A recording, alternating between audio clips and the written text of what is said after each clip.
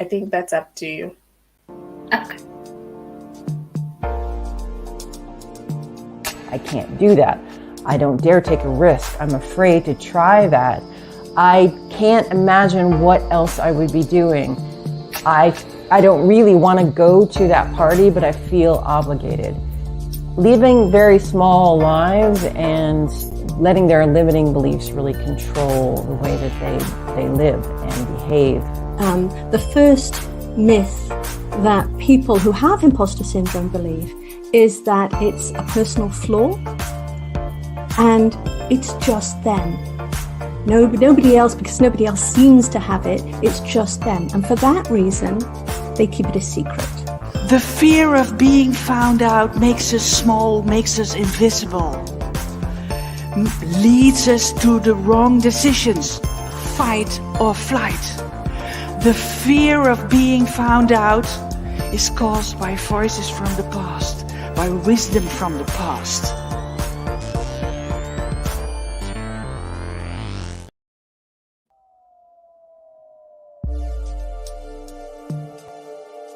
Imposter Syndrome Summit for today.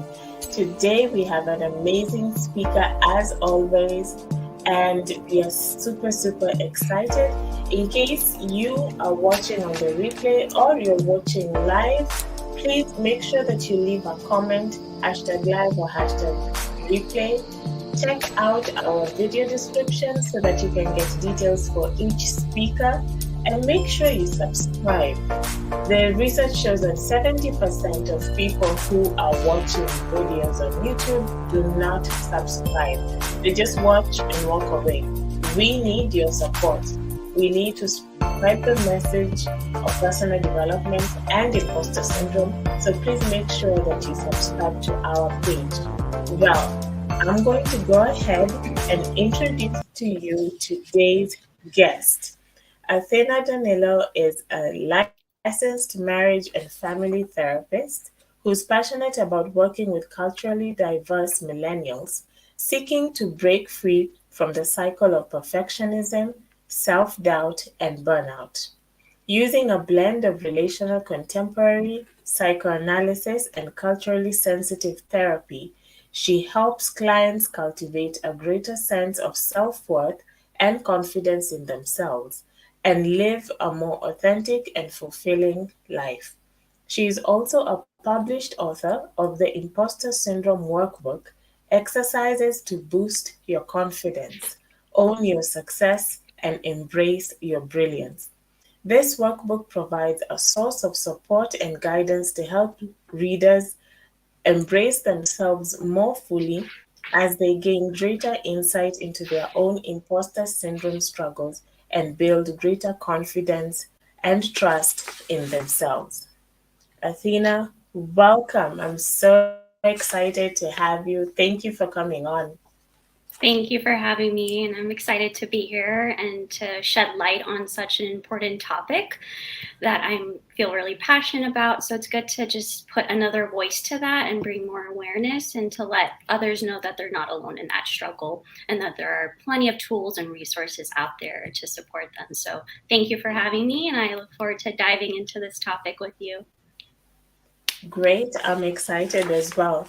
So, once again, if you're listening or watching on the live, please feel free to ask a question. We shall share it here, and Athena shall be able to answer it. I could also help answer it. So, please feel free to do so. So, Athena, tell us your story on how you have experienced imposter syndrome. Yes, yeah, I have definitely experienced that myself.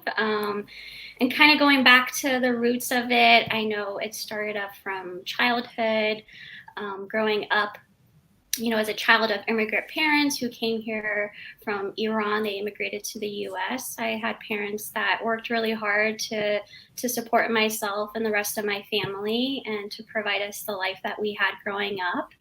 And in that, there is also a big emphasis on collectivism. So kind of growing up in a family and in a culture, in a Middle Eastern culture that valued that, I worked really hard to make sure that I was making my family happy and making them proud. But I also struggled with trying to find my own sense of individuation and learning to kind of pursue what I felt passionate about, whether that was an academic path or a career path that I wanted for myself. So I definitely had fears of disappointing my family and not being enough. So that kind of started from a young age. And then throughout my life, I've had work experiences where, I remember one work experience where the environment was kind of critical in nature and there wasn't a lot of room, encouraging room for growth and self-care. So I know I struggled with feeling like I had to work harder to be enough and to avoid criticism. And then later on, when I was in graduate school and I saw my first client in my practicum, I definitely had imposter feelings, kind of wondering, how can I help people if I myself have problems? And, it was definitely a learning process. And I grew a lot from that experience of helping others. And, it's definitely been a journey. And even up to the point of writing my book on imposter syndrome, I had imposter feelings where I was kind of questioning, can I do this? It was my first book that I had written, and I was fortunate to have a wonderful publishing company reach out to me and pitch this topic. Rockbridge Press is the company, and they were very supportive, and I felt very passionate about the topic. But yeah, I had, moments of frustration, hitting the writer's block, questioning, can I finish this? Can I finish writing the book? Is it going to be a valuable source to others? So I really had to push past a lot of those fears. And with the support of my loved ones, I was able to really more so trust myself and trust the process and, put my work out there. So, and, for me, I've been in my own healing process, my own personal work to get to where I'm at. So I've had a lot of fears to overcome, a lot of perfectionism tendencies, self-doubt, and I'm definitely not perfect. No one is. I'm still on my process of overcoming fears, but where I'm at now, I could say I am aware of when that imposter voice comes up, and I'm better able to manage it and tackle it by turning into the tools I have within myself and within my community. So I've definitely come a long way, and that voice is still in the background at times, but it's easier to kind of silence and keep quiet. So that's a little bit of my journey of overcoming imposter syndrome. I love that you do look at it as something that you still struggle with. I think that many coaches and therapists don't really realize that they are not just coaching others, they are coaching themselves. You're part of the journey of healing. So you work with millennials, and I'm curious. This is a two-pronged question. Who are millennials? Because I think that's a bit confused out there. Yeah. And is their imposter syndrome struggle different from other generations? Yeah, good question. So millennials currently are individuals between the ages of 27 and 42. And, there are some similarities and differences within this age group when it comes to struggling with imposter syndrome. I could just base it off of my work with millennials, and a little bit of the research I've done is that, there is, definitely the influence of what, their upbringing that impacts kind of that tendency to, overwork and to kind of be caught up in that do mode or that hustle culture. So that's definitely part of the generation. Also, the millennials we grew up with the presence of social media, and that's a big, influential factor when it comes to the imposter syndrome, because although there are many benefits to using social media, it could also fuel comparisons. It could bring up unrealistic expectations that people then place on themselves to meet certain goals or to reach certain milestones. So that could, fuel kind of that strive for perfection. It could lead to overworking, burnout, anxiety, depression, which is a lot of what we do see rising in the millennial population. So yeah, there are definitely different factors that influence that particular age group in terms of factors that cause the imposter syndrome to arise. you really look at perfectionism. So I want to know, what is your opinion on the roots of perfectionism?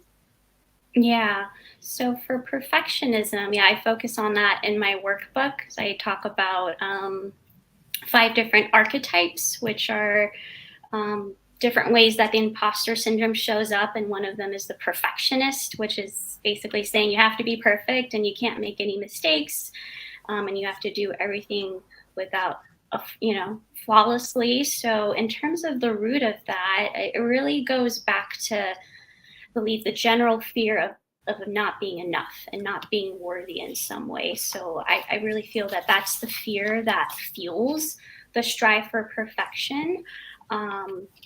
So individuals kind of get caught up in feeling like they have to do more and more and work to the next step to be enough and to feel adequate, and they find that they don't quite feel enough. Even if they reach the next goal or milestone, it's always feeling like they have to do more to feel enough, and that comes from the fear of not being enough. And then in that, there's also other fears, the fear of making mistakes, because sometimes they feel that if they make a mistake, it's going to be a sign of weakness or they're going to be judged for it. There could also be a lot of comparisons that fuel the strive for perfectionism, which I talked about earlier when it comes to the presence of social media. So if we compare ourselves to others, we're always going to feel that we fall short. So that's something else that also fuels perfectionism. But it really goes back to that fear of not being worthy in some way, and then everything that a person feels they have to do in order to feel adequate and to feel worthy for not only themselves, but for others. And that sometimes it comes from not just self-imposed expectations, but they feel like maybe others have certain expectations of them, that they must be perfect or they must fulfill every need or task that others have for them. So yeah, that's a little bit about kind of what the root of perfectionism and kind of what fuels that strive for perfectionism. And how do you understand perfectionism as it impacts a person into developing imposter syndrome? Mm-hmm. Yeah, that's a great question. Because when I look at the imposter syndrome, I kind of see it.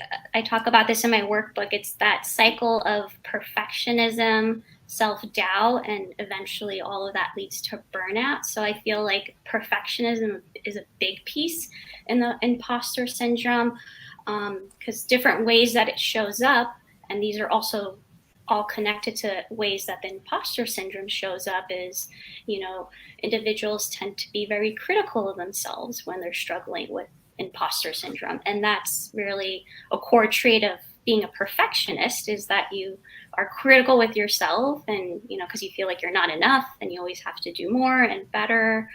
And then other ways that perfectionism shows up in connection to imposter syndrome is that individuals will dismiss their accomplishments. They'll feel like whatever they do isn't enough, and they have a hard time embracing their accomplishments and accepting praise and positive feedback, because they kind of question that. They might doubt that a little bit, and ultimately they don't trust themselves.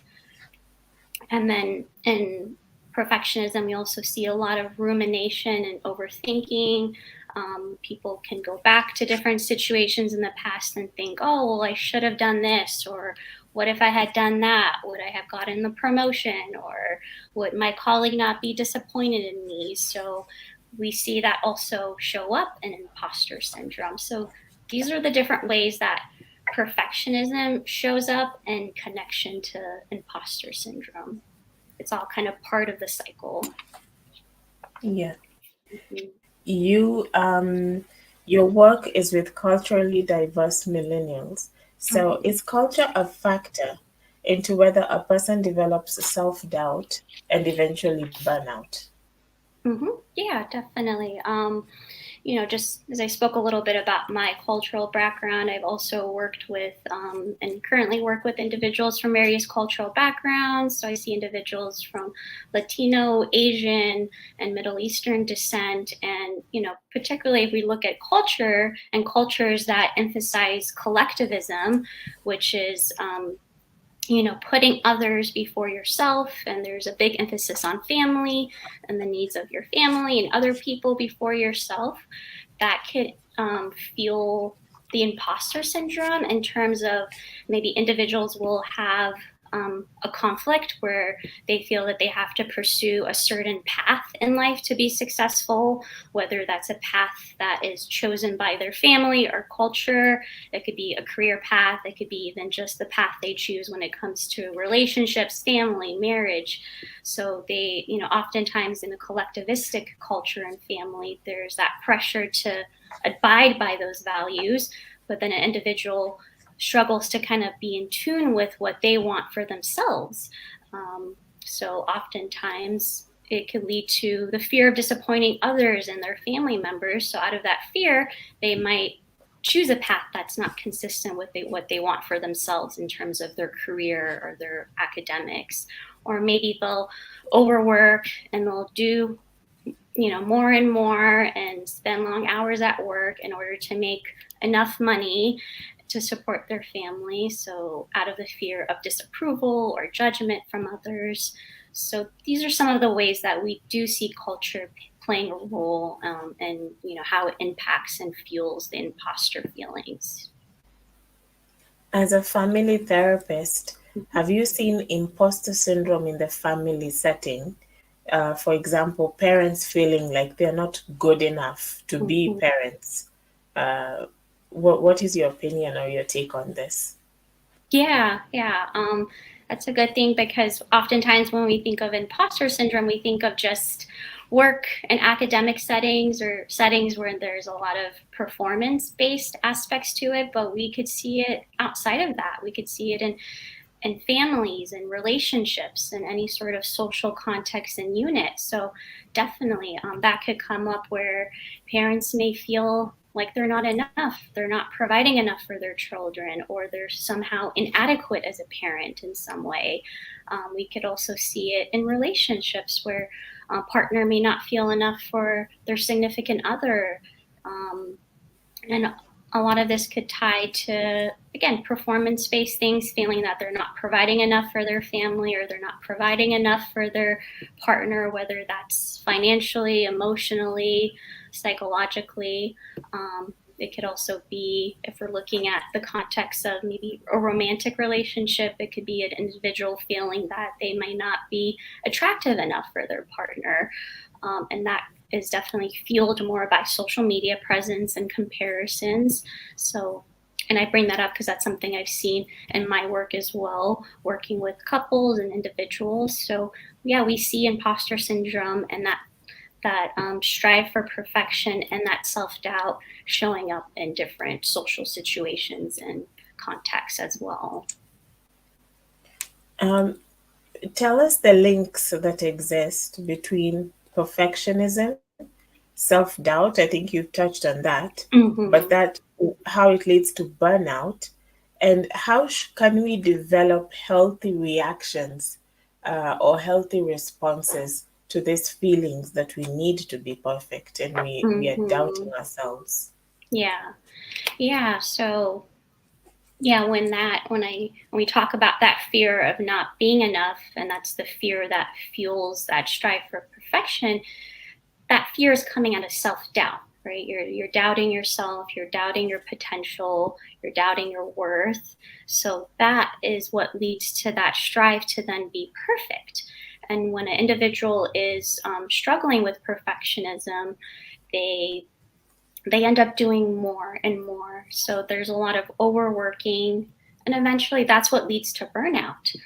Because in that process of overworking, they may not ask for help at work. They might have difficulty saying no or turning down certain tasks or certain things that are being asked of them. And they just keep on taking more They keep on doing more. And eventually, when you do that and you're not making enough room for yourself and other areas of your life, you're going to experience burnout. So that's the connection between those three pieces. And then the second question was, what was a healthy response to managing these feelings? Yes. Yeah. Okay. Yeah. So I like to always lean into self-compassion, especially if we're looking at perfectionism and the fear of imperfection, basically, or the fear of failure. Individuals that struggle with perfectionism tend to have a hard time accepting mistakes, and they have a hard time embracing their flaws, their imperfections, their limitations. So it's important to lean into self-compassion as a way to handle mistakes and learn to embrace ourselves fully. So if we look at self-compassion, I break it down into 4 different strategies to further foster this. So one of those is, starting off with curiosity. So if we're looking at like a mistake that we made, so let's just say an individual made a mistake on a work project. So if we're taking a curious stance with ourselves, we're looking at, okay, well, I made a mistake at work on this work project. Okay, but what happened? What led up to that mistake? Maybe, I didn't ask for enough help. Or maybe there were external factors. Maybe the instructions that were given to me weren't as clear as I needed them to be. So, you take a curious stance with yourself, and just with that curious stance, compassion starts to settle in, where instead of judging yourself for a mistake or a shortcoming, you look at it, fully, and you look at everything that kind of led up to that. And then after curiosity, we look at growth, because when we look at mistakes, if we're looking at it through the imposter lens, we see mistakes as a sign of failure, as a weakness, or that they mean that we're somehow inadequate. So when we're leaning into the growth mindset, we have to start to reframe that imposter voice. So rather than mistakes being seen as a sign of failure or a weakness, we look at mistakes as something that's a part of the process. It's a part of being human. We all make mistakes, and mistakes are actually what help us learn more about ourselves. They help us learn more about the process. We learn things we could do differently next time. And ultimately, mistakes also help us grow more into, full versions of ourselves, or the better version of ourselves. So mistakes are not a bad thing. They feel uncomfortable for me, but we have to remind ourselves that it's part of the growth process and part of our evolution as people. And then I like to always add to the self-compassion piece that self-forgiveness and self-love are important. So with self-forgiveness, we just learn to kind of forgive ourselves and others when it comes to mistakes that have been made. And then the self-love piece is just looking at everything that went well. So rather than zooming into that mistake we made, looking at the full picture, like what went well? What did I do great in when it came to this project? Or what am I proud of? And learning to kind of celebrate that and talk about it with others. Yeah. It is that journey of giving yourself a little bit of grace. I think that that millennial generation, of which I also belong to, doesn't really have a modeling of giving yourself grace. It's almost as if it's all or nothing most of the time. If you don't succeed, if you start a business and you don't succeed, the problem is you. Why didn't you succeed? Why did you quit your job? Why did you make this mistake? And it could be anything from cooking in the house, cleaning if you make a mistake and use bleach when you didn't have to, and it can just be the most devastating thing that you did. So yes, giving yourself a little bit of grace, very important. In your Imposter Syndrome Workbook, you have a chapter on responding to setbacks with self-awareness. So how exactly do you find yourself in self-awareness exactly? How do you become self-aware so that you can be able to respond? Yeah, yeah. So that goes back to that curiosity piece of just really, because those setbacks are like the mistakes, or shortcomings, or when you're looking at your limitations.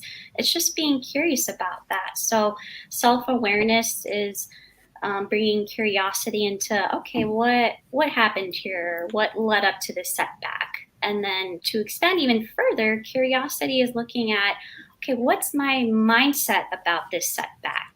So if we're looking at it through the imposter lens and an imposter voice, that voice is saying, oh, this is not good. This means that you're inadequate, you're incompetent, you're stupid, etc. So self-awareness is building also awareness of that voice, that imposter voice that is negative and is putting you down. And that's what I refer to it as in my workbook, is the negative self-talk. So it's building awareness around what voice is coming up when we have these setbacks. And how is that voice leaving us feeling? Not good, and usually it's quite discouraging. So then also in that self-awareness piece is looking at, how does this voice impact my action? And usually that negative self-talk can lead to, maybe you don't take a risk or you don't take on a new challenge because you've had a setback in the past and you're worried about experiencing another one in the future. So, and we see that oftentimes with imposter syndrome, is avoiding new challenges or avoiding taking risks out of the fear of failure. Or sometimes that imposter voice, when we experience a setback, could lead us to overwork, which leads to burnout, as we talked earlier. So that self-awareness piece is just really being aware of what that imposter voice is saying in response to that setback, and how is it influencing our actions, and how is it unhelpful, right? If we're avoiding challenges and we're not taking risks, it's going to hold us back in life. We're not going to be able to fully live it in the way that we want, and we're going to limit ourselves. And on the opposite end, if we're overworking and taking on and doing so much, we're going to be burnt out, and we're going to lose passion for the work that we do and passion for other areas of life. So that self-awareness piece is very powerful. Yeah. Yeah, I see that too. Um, Yeah.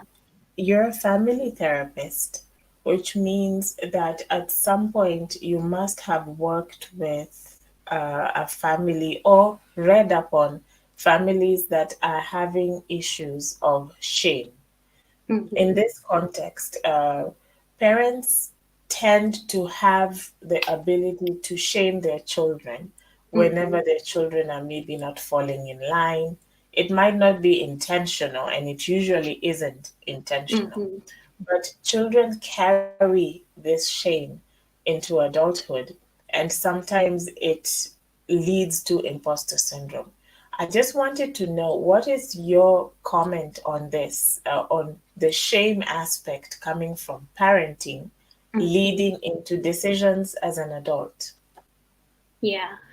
Yeah, that's shame is important in this. And yeah, because if you look back at, child parent relationship, because as people, we make sense of who we are, and, we start to define ourselves and parts of our identity based on relationships that we're in and connections that we have. And that starts from infancy. So if we're looking at that critical period, which is in childhood and in infancy, that connection between parent and child, um, that could definitely bring up a lot of the views that an individual ends up having later in life about themselves. So, in terms of shaming, yeah, it could be, a child who is criticized or pointed out for everything that they are doing wrong, or like if they bring a grade home and it's not good enough according to their parent, and they get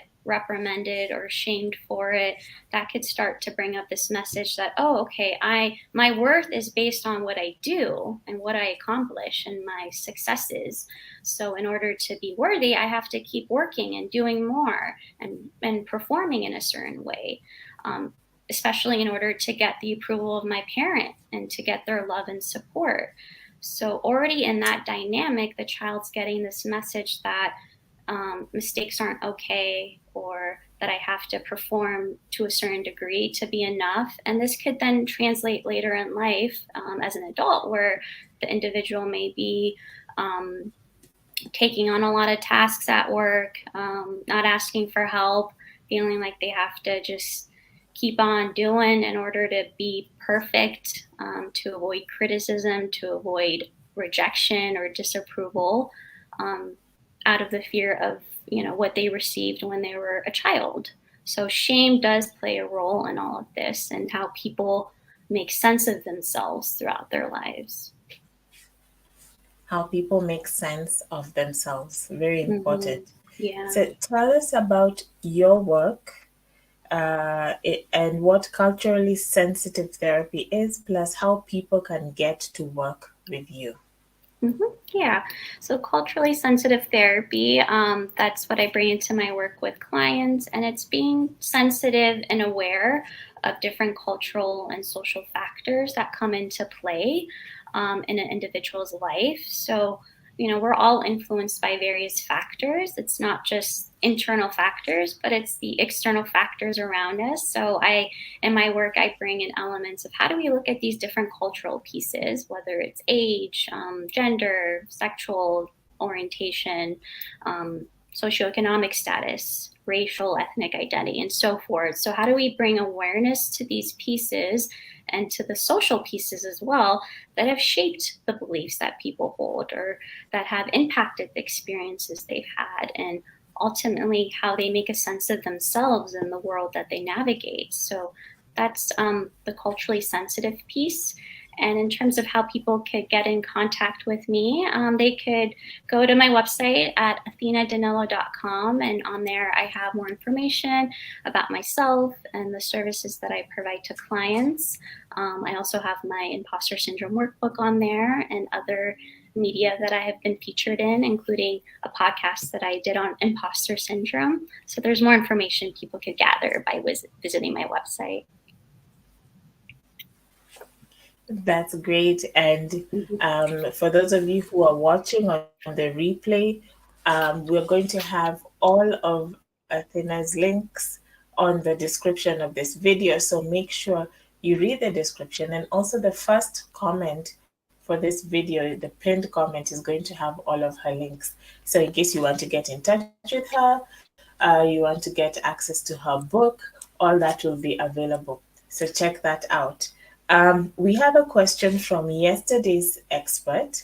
His name is Chris Kelso, and he was asking, how do you see imposter syndrome showing up in romantic relationships? Yeah. So yeah, we touched on that earlier, right? Just about how it doesn't just show up in performance-based settings, but it could show up in relationships, and in particular with romantic relationships. It goes back to that core feeling of not feeling enough for your partner or feeling inadequate in some way in your relationship. And, this can lead to an individual compensating for that feeling inadequacy in different ways. So, for example, it could lead to someone, working a lot in order to provide enough financially to their partner. It could be some partner engaging in people-pleasing tendencies where they do everything to please and meet the needs of their partner and forget about their own needs and desires out of the fear of not wanting to disappoint their partner.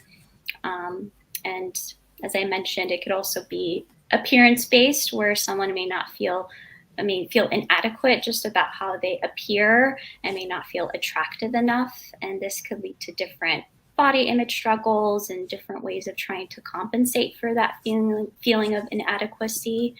And overall, like the way imposter syndrome shows up in romantic relationships, this could lead to many impacts. It could cause individuals in relationships to be frustrated. It could lead to unresolved conflicts. It could lead to feelings of disconnection or reduction in intimacy. And overall, people who struggle with that in relationships feel like they can't show up as them full selves because they feel like they're not enough and that their imperfections are not going to be embraced. So they may start to hide parts of themselves in their relationships, which makes it hard. It starts to feel very isolating if you can't show up as your full self in a relationship. That's an amazing connection. I think that it's really important to insist that imposter syndrome isn't just a professional thing. Yes. People make that mistake of assuming that this is just work related. It really does happen. I think by the time it's landing in your work, it's probably been showing up in your personal life, but you don't realize it. So we have come to the end of our chat, but I have one more question for you, which is to request you to ask tomorrow's guest a question. Her name is Humaira Sayed. She's a coach and author of the book Dare to Trust Yourself: Proven Ways to Overcome Your Imposter Feelings. So what is your question for Humaira? Yeah, so I had a chance to look at Humaira's website, and they've done amazing work, and they provide a lot in their coaching services. So the question I had, because I also noticed that they're a certified Zen practitioner. So I'm wondering, from their experience in coaching, like what's one way that practicing Zen helps silence the imposter voice? What is the one way that practicing Zen helps silence the imposter voice? Yeah. All right. That's an amazing question. I think I'm going to enjoy asking her that. So if you're watching, please make sure you join us tomorrow as we talk to Miss Sayed. And by the way, she lives and works in Japan. So she really has gotten into the Japanese way of doing things and Kaizen and all that. I think it's going to be a very interesting angle on how to handle imposter syndrome. So you don't want to miss that. Do you have any closing comments before we release you? I want to say, thank you for having me. And it's been a pleasure to talk about this topic. And the last thing I'll leave viewers with is think about like one way that you could show up. If you're listening to this and you're like, oh yeah, I'm struggling with imposter syndrome, or, perfectionism, that speaks to me. Like, I want to encourage you to, embrace yourself a little bit more today, and, embrace your full self, your authentic self. And that could be in different ways. It could be thinking about one thing you're proud of doing today, or one thing you appreciate about yourself. Or maybe it might be thinking about, okay, maybe in your work you're feeling burnt out. So where can you ask for help, or where can you say no? Or if you're noticing that some of the fears that we talked about in this interview, if some of these fears stand out to you, think about like, okay, how can you express this fear to a trusted loved one? And just letting it out and talking about it could be really healing. So I just encourage people, if they're listening to this, to embrace themselves a little bit more today by taking some of these steps that I mentioned. Embrace yourself. That is Athina's last word. Thank you so much, Athina, and I hope that you continue to do this amazing work. Thank you so much. You as well. All right. So to everybody who is watching, please make sure you check out the description. Like I said earlier, the description of this video has all the links on how you can be able to reach out to Athina, how you can get her workbook. It's extremely important that you start working on your imposter syndrome. Now, how do you know if you have imposter syndrome? Are you sure you have imposter syndrome? Well, as part of a post-summit workout, I have a workshop that I have set up that people are signing up for. So if you want to be a part of this workshop, please go to my website, mindsetwithmary.com, and you can be able to be a part of this workshop. It's only $37, and it's 2 amazing sessions, group sessions, and we can be able to identify your imposter type, learn your triggers and your causes, set an achievement plan despite your imposter feelings, and you can be able to ask me anything about imposter syndrome. So this is a great opportunity for you to start on your journey. And guess what? If you're a part of the workshop, you get an automatic discount to the main program. So please feel free, go to mindsetwithmary.com/no imposter. So you are not an imposter, you're an achiever. So tomorrow's guest is Humaira Sayed. Make sure you join us 6 p.m. CT time or 7 p.m. EST. I can't wait to see you. And remember, your mental health is your wealth. Bye.